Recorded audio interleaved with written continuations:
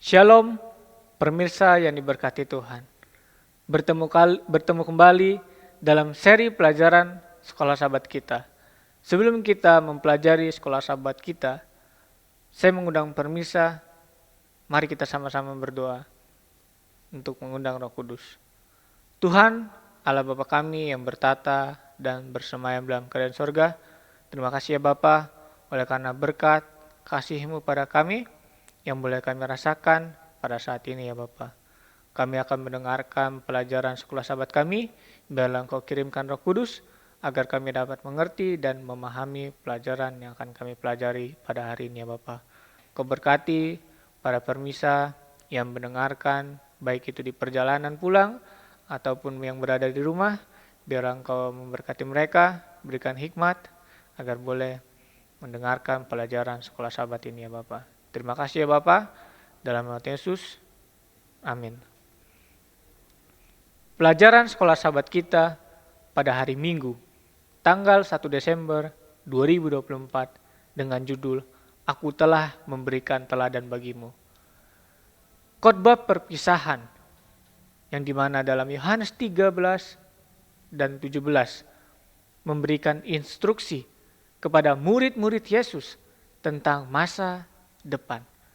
Dan pola penulisan ini mirip dengan perkataan perpisahan Musa dalam kitab Ulangan atau Yakub, yang dimana yang memberkati anak-anaknya dalam Kejadian pasal yang 47 sampai pasal yang ke-49, atau Daud yang memberi petunjuk kepada Salomo di dalam 1 Tawarik 28 sampai 29. Yesus menghibur murid-muridnya mengenai kepergian Tuhan, yang dimana dia menjanjikan seorang pengganti yang mewakilinya, yaitu Roh Kudus, di dalam Yohanes pasal yang ke-14 dan pasal yang ke-16.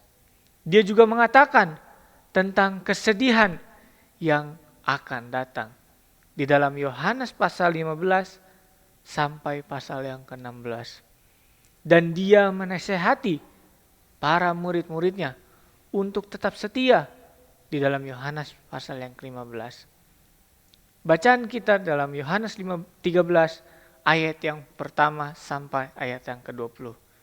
Di ayat yang pertama, sementara itu, sebelum hari raya Paskah dimulai, Yesus telah tahu bahwa saatnya sudah tiba untuk beralih dari dunia ini kepada Bapa. Sama seperti Ia senantiasa mengasihi murid-muridnya. Demikianlah sekarang Ia sampai mengasihi mereka sampai pada kesudahannya. Ayat yang kedua, mereka sedang makan bersama dan iblis membisikkan rencana dalam hati Yudas Iskariot, anak Simon, untuk mengkhianati dia. Yesus tahu bahwa Bapanya telah menyerahkan segala sesuatu kepadanya, dan bahwa Ia datang dari Allah dan kembali kepada Allah. Lalu bangunlah Yesus dan menangkal jubahnya. Ia mengambil sehelai kain lenan dan mengikatnya pada pinggangnya. Kemudian Ia menuangkan air ke dalam sebuah basi dan mulai memasukkan kaki murid-muridnya. Lalu menyekannya dengan kain yang terikat pada pinggangnya itu. Maka sampailah Ia kepada Simon Petrus. Kata Petrus kepadanya, Tuhan, hendak membasuh kakiku. Jawab Yesus kepadanya, apa yang kuperbuat engkau tidak tahu sekarang, tetapi engkau akan kelak mengerti kelak. Kata Petrus kepadanya, engkau tidak akan membasuh kakiku sampai selama-lamanya. Jawab Yesus, jikalau aku tidak membasuh engkau, engkau tidak dapat bagian dalam aku. Kata Simon Petrus kepadanya, Tuhan, jangan hanya kakiku saja, tetapi juga tangan dan kepalaku. Kata Yesus kepadanya, barang siapa telah mandi, ia tidak usah membasuh dirinya lagi, selain membasuh kakinya. Karena ia sudah bersih seluruhnya, juga kamu sudah bersih, hanya tidak semua. Sebab ia tahu siapa yang akan menyerahkan dia, karena itu ia berkata, tidak semua kamu bersih. Sesudah ia membasuh kaki mereka, ia mengenakan pakaiannya dan kembali ke tempatnya. Lalu ia berkata kepada mereka, mengertikah kamu apa yang telah kuperbuat kepadamu? Kamu menyebut aku guru atau Tuhan, dan katamu itu tepat, sebab memang akulah guru dan Tuhan. Jadi, jikalau aku membasuh kakimu, aku yang adalah Tuhan dan gurumu, maka kamu wajib saling membasuh kakimu. Sebab aku telah memberikan sesuatu teladan kepada kamu, supaya kamu juga berbuat sama seperti yang kuperbuat kepadamu. Aku berkata kepadamu, sesungguhnya seorang hamba tidaklah lebih tinggi daripada tuannya, ataupun seorang utusan daripada dia yang mengutusnya. Jikalau kamu tahu semua ini, maka berbahagialah kamu jika kamu melakukannya. Bukan tentang kamu semua aku berkata, aku tahu siapa yang telah kupilih. Tetapi haruslah genap nas ini, orang yang memakan roti akan mengangkat tumitnya terhadap aku. Aku mengatakannya kepadamu sekarang juga sebelum hal itu terjadi. Supaya jika hal itu terjadi, kamu percaya bahwa akulah dia. Aku berkata kepadamu, sesungguhnya barang siapa menerima orang yang kuutus, ia menerima aku. Dan barang siapa menerima aku, ia menerima dia yang mengutus aku. Apa yang terjadi di sini? Dan mengapa kisah ini begitu penting? Pelajaran apakah yang Yesus ingin ajarkan kepada kita? Di bagian dunia pada zaman Yesus, orang-orang memakai sendal atau bertelanjang kaki. Kaki mereka akan berdebu dan juga kotor. Dan ini sudah menjadi kebiasaan bagi seorang hamba atau budak untuk membasuh kaki orang-orang yang datang untuk makan. Tetapi tidak ada pelayan yang hadir untuk melakukan hal ini pada malam.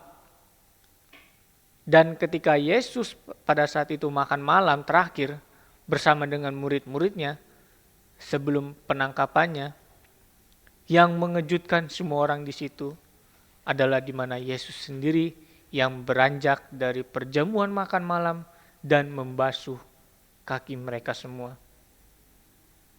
Di dalam Yohanes pasal yang ke-13 ayat yang keempat dan yang kelima, di mana menceritakan tindakan Yesus yang selangkah demi selangkah diceritakan dengan sangat rinci untuk menekankan tindakan kerendahan hati yang luar biasa dari sang guru.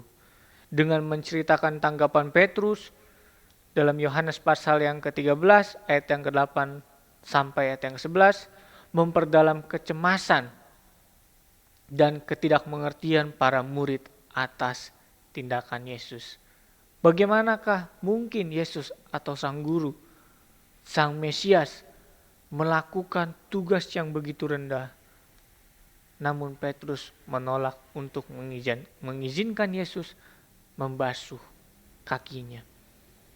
Hanya untuk memberitahu oleh Yesus bahwa dia, jika ia tidak mau bekerja sama, ia tidak akan mendapat bagian dalam pelayanan Yesus.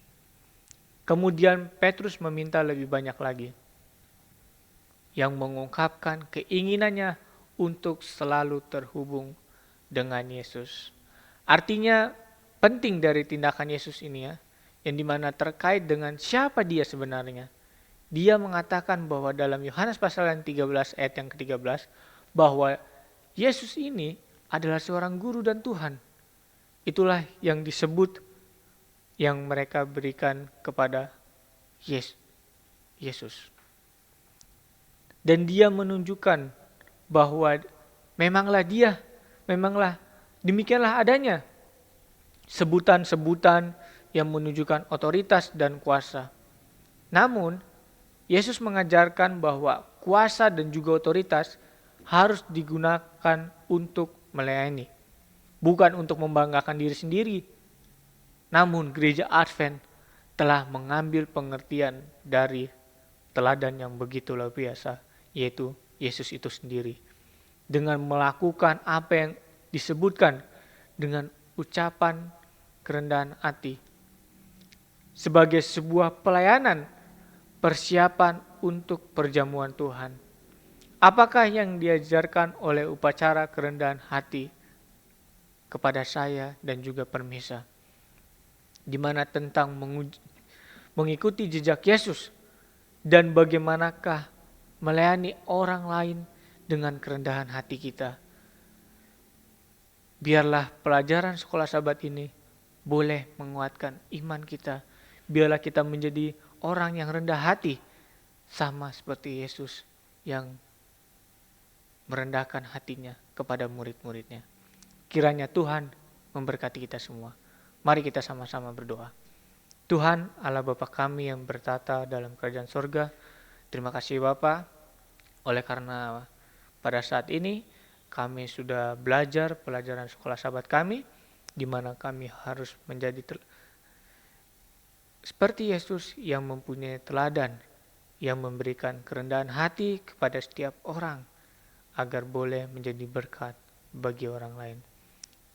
Kami juga mendoakan permisa di rumah yang sudah sama-sama belajar mengikuti pelajaran pada hari ini. Biarlah Engkau memberkati dalam setiap kesehatan, biarlah Engkau berkati dalam setiap pekerjaan, biarlah Engkau berkati dalam setiap perkuliahan ataupun belajar ya Bapa. Kiranya Engkau memberkati setiap apapun yang dilakukan oleh setiap orang-orang ya Bapa. Terima kasih ya Bapa, di dalam nama Yesus, Juru Selamat kami yang hidup. Amin.